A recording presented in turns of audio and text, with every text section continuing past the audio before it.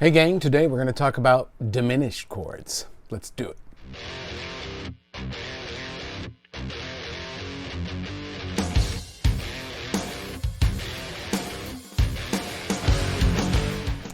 All right, so diminished chords, one of my favorite subjects. Before we get going though, please make sure you like and subscribe to the channel if you like what you're seeing. Also, you may want to consider checking out my Patreon page. I have a lot of great stuff going on there, some lessons and a lot of content already preloaded, so you can get started right away with whatever tier you decide you want to check out or whatever. But of course, your support is always welcome. I really appreciate anybody taking the time to check that out. But let's jump in. So we got diminished chords today. That's what we're going to talk about. Diminished seventh chords. And these chords can be a little confusing, but once you understand them, they're a fantastic tool for all kinds of different scenarios. So we'll talk about a few of those things today. So if you were to say read an article, or maybe if you're reading some kind of music theory book, a lot of times diminished chords are described as passing chords. And while that's not wrong, in some cases they are used as passing chords, in most cases they're used as a dominant chord. And that is because when you look at a diminished chord, it's really a dominant chord with a flat 9. So you could think of it as an altered dominant chord. So for example, let's say I just take a G7 chord here. All right, so you can look at dominant chords a couple different ways. You could think of them as static dominant chords, like if you're, say, you're playing like a funk tune, like a James Brown tune or something like that, where you're just playing G7 forever. I think of that as kind of like a static dominant chord. It's not really going anywhere. But dominant chords can also be thought of as functioning, because dominant chords actually have tension built right into them with this little tritone interval. So the distance between the flat 7 of a G7 chord, which is F, and the major third, which is B, is a tritone. And that wants to be resolved. So that's the classic kind of 5-to-1 move, right? So if I take these two notes, which are part of a G7 chord, they want to resolve to C, right? There's tension. It's like a big question mark, right? And then resolution. So our ears are, we're kind of used to the sound of dominant chords because you listen to blues or funk, and sometimes, they'll be banging away on a dominant chord for the whole song sometimes. So we're used to that static sound. But when you're using it in the context of a moving sound, then you can actually add extensions to it that give it a little bit more tension. And one of those extensions is a flat 9. So if I take a basic G7 bar chord and I add a flat 9 to it, I'm going to do that on the high E string. I'm going to add an A flat tone, which is just a half step up from the root. Here's a G. So that would be a flat 9. So now I have this. So we can call that a G7 flat 9, and that's going to resolve nicely to, say, C major. Right? So we got, or even C minor. Either one of those. So that's kind of using a functioning version of a dominant chord and then adding a flat 9. But what you'll see will happen when you do that, there's that G7 flat 9. If I look at just the top 4 notes here, that's actually an F diminished chord. All right, so you can substitute F diminished for G7 if it's a functioning dominant, if it's moving to its potential 1 chord. You might not want to do that if you're just banging on a dominant chord for an extended amount of time, because it's going to be maybe a little uncomfortable for the listener. But if I was, say, playing the classic kind of 2-5-1 move, like in a jazz, I could play D minor and then G7 flat 9, and I get a little bit of tension and resolution, even a little bit more than the already built-in tritone interval. So that's what's cool about it. But you see, that's basically what a diminished chord is used for. It's used as a dominant flat 9 chord. Now, there's a benefit to it in that it is a symmetrical chord. That means F diminished, if I just take this exact voicing and I move it up a minor third, it's the same 4 notes. It's just flipped around or inverted. So you could think of this as an F diminished first inversion. And then if I move it up again, it could be F diminished second inversion and third inversion. So this is pretty common knowledge, right? And And that would resolve nicely to C major. So the F diminished, you could think of it as a F diminished first inversion. You could also think of it as a flat diminished, right? So, or here it could be B diminished too. So however you decide to name it, you know, is kind of up to you how you want to look at that. But what the function is basically it's functioning as a G7 with a flat 9 altered extension. Let's look at another example. Let's say I wanted to go from D7 to G major. Okay, so that's a classic 5-to-1 move. So if I just took my D7 and with my free finger here, this is like a drop 2 or a pattern 2 if you're into the cage system. If I take my free finger and I move it up a half step from the root to E flat, that E flat diminished is really a D7 flat 9. It's like an altered D7 chord. So it's going to create a little bit more tension, right? And then I could move that around a minor thirds. And there's the resolution. So that's what diminished chords are mostly used for. It's mostly used as an altered dominant sound or a dominant chord with just a little bit more tension. The interesting thing is it obscures the root. So you have, of that D7 chord, for example, I have the 5th, the flat 7, and the 3rd, and then the root is here, but that's the note I'm moving up a half step to create the diminished chord. So it kind of obscures the root. So even though I'm using it for a D7 chord, there's actually no D in the chord. And that resolves nicely to G, G major, G minor. So you can use this trick anytime you have a 5-to-1 move. So for example, if I was playing a blues, let's say I was playing a G blues.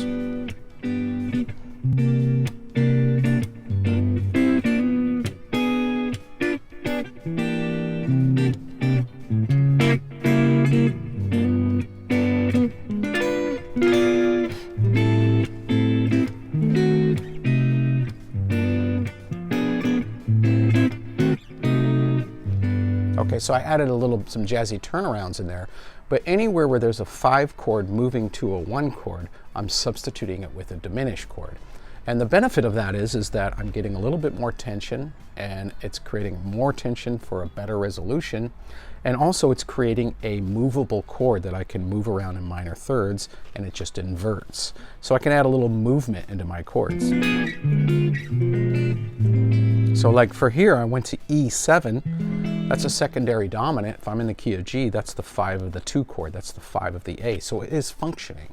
So then I could use F diminished, right? Half step up from the root, diminished. And I could move that around and then resolve it. And then when I went to the D7, D7 is the 5 of the G.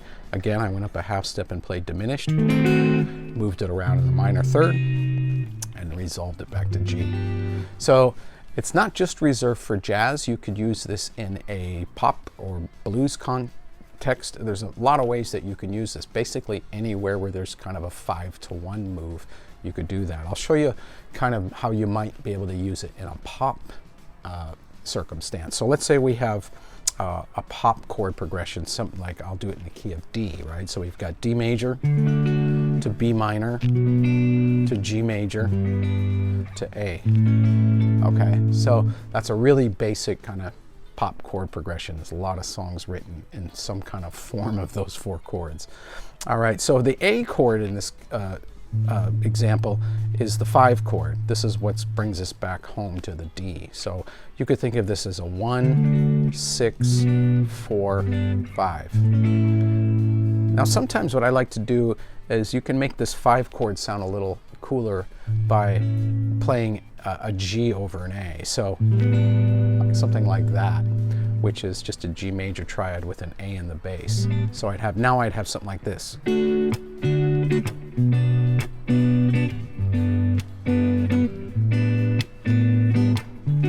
Still pretty poppy sounding, but maybe just a tad more sophistication other than just playing this. So I like that move a lot. But check this out.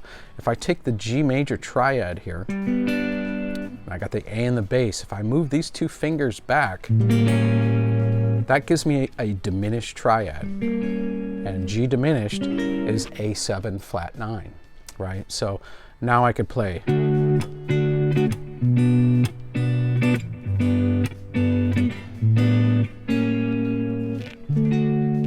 right? So it's using that diminished concept there. That's a little bit more poppy though. I could just straight up play a diminished chord too. I could play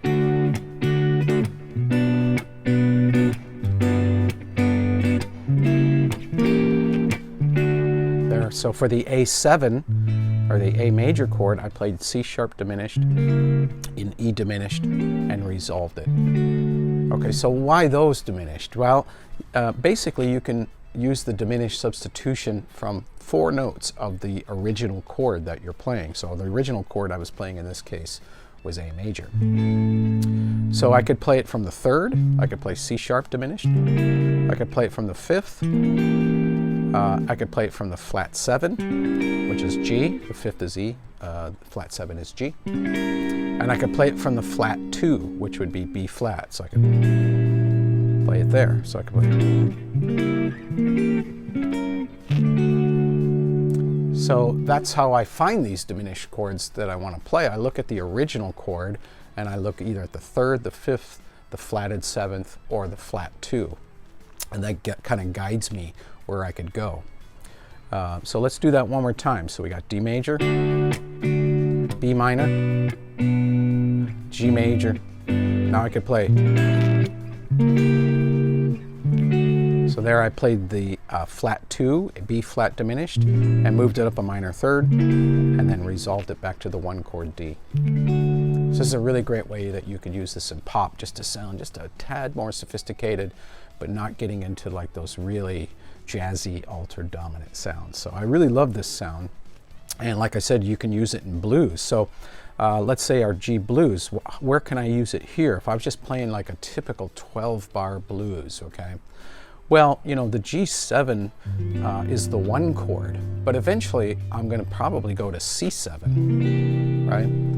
And as it turns out, G is the 5 of C. So for the first few measures, I could think of the G as just being a static dominant chord. And then when I get to the 4th measure, I could think of it as the 5 of the C. And then I could alter it, which means I could put a flat 2 on it. And then resolve it to C. So I could play 2.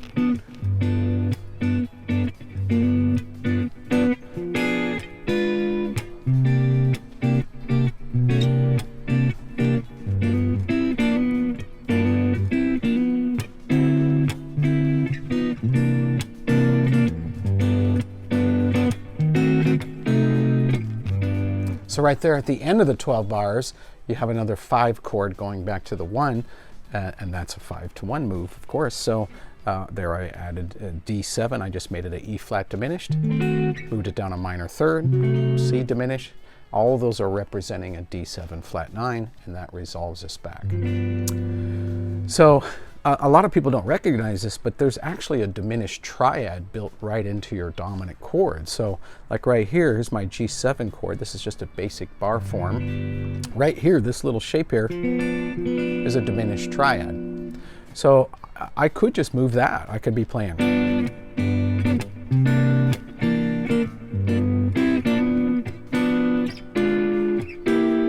There, I moved it up to that C7, and there's a diminished triad there. So I started here, this is G, G7, moved it up a minor 3rd, which gave it a diminished sound, a dominant flat 9 sound, and then I just moved it up to where it would be for C, which is up here on the 8th fret. All right, so one more time.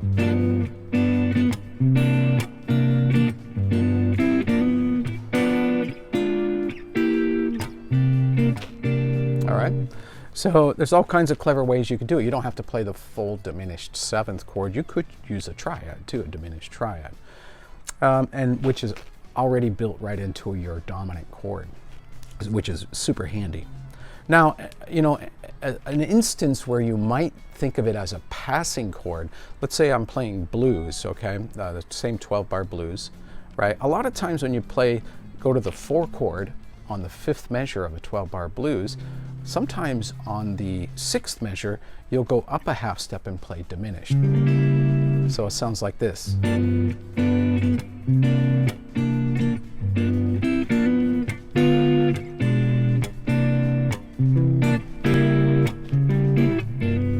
So that I don't really think of that as being a 5-to-1 move, because we're going back to G, and this would be a C7 flat 9. It's not the 5 of G. So in this case, I kind of think of it as a passing chord.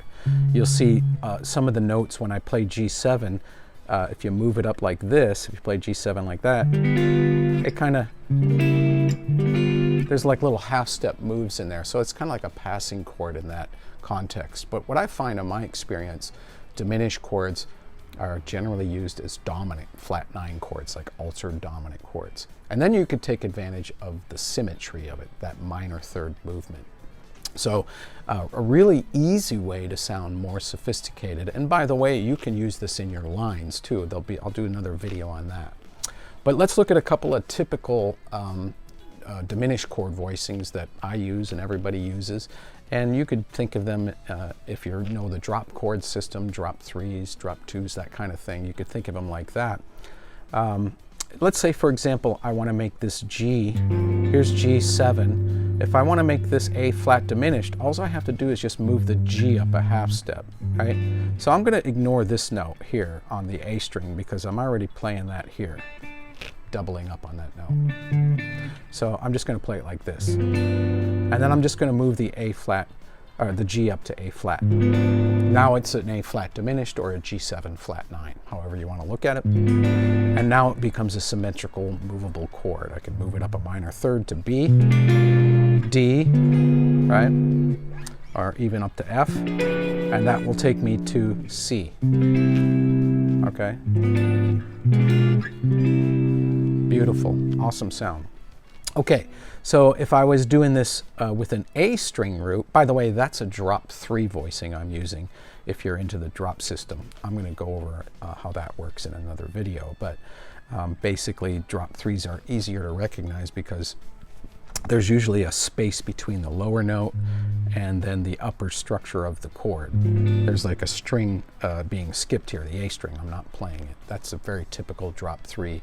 That's a good signal. It's a drop 3. Now, if I wanted to play it with an A string root, let's say here's G here. So if I'm playing G7 here, all right, all I got to do is just put the flat 2 in the bass and it becomes A flat diminished. And now it's symmetrical. Whoops, and then I can move that to C, right? So we've got, I keep doing that. That takes us to our C, right? So that would be a drop 2, or if you're into the cage system, it's kind of like a pattern 2 from the A form, A-shaped chord. And then you could also do them, you could do a drop 3 here too. So like you could take this note here, like if I take that A flat diminished and I move this note up an octave, it would be something like this.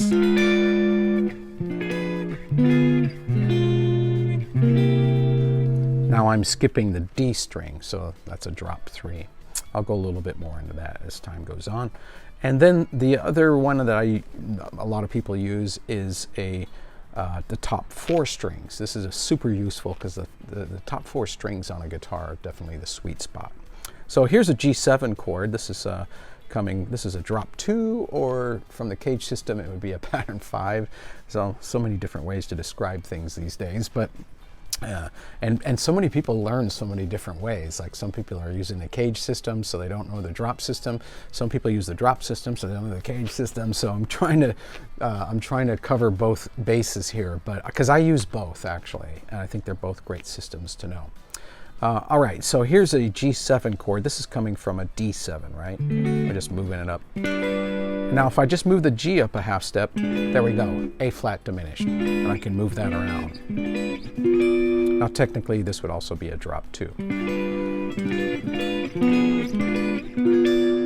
So those are the main ones that I use, and I think most people use. And sometimes I don't play all the notes of it. Sometimes it can be a little too much. Sometimes I might just play the top 3 strings. Something like that. Just kind of depends, or maybe the middle 3 strings. All right. So if you want to thin your chords out, you could also see, like, here's a G7 chord. This right here, this little structure here. That's a little diminished triad. right? So I don't necessarily need to play the whole chord. A lot of times I like to thin chords out just based on the scenario. All right, so those are some alternate voicings, and I'll have a PDF included that I'll add to my Patreon if you guys are into that. And just to kind of give you some of these voicings, but they're actually very easy to play, or pretty easy to play, I should say. And the benefit is huge. You get these really kind of cool, sophisticated sounds that you could use in jazz, blues, pop, even metal, you know. And it kind of crosses all boundaries of musical styles, and it really sounds cool. So those are some of the main voicings that I use, and that's really the main way that I use the diminished chords, diminished seventh chords, and diminished triads, right? All right, so I hope you got something out of this video, and if you have any thoughts or questions or just comments in any way, please leave a comment. I'm happy to engage. And also, please like, share, and subscribe. As always, it really helps. And again, if you want to check out my Patreon page, I'd certainly appreciate that. But until then, I will see you next time. Cheers.